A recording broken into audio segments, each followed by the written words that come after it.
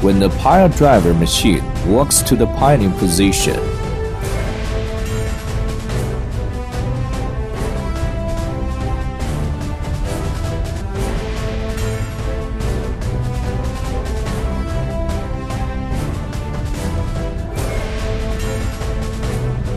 The operator must lift the pile by carrying it into the clamping box,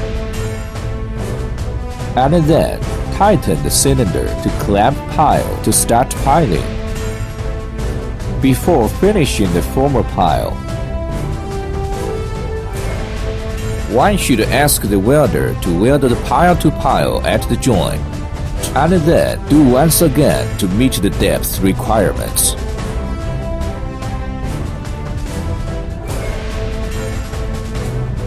Side piling process demonstration. Use side piling mechanism to press pile.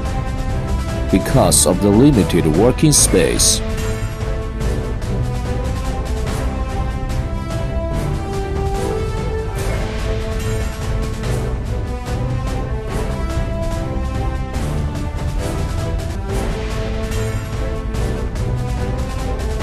we can adopt side piling mechanism to finish pile driving.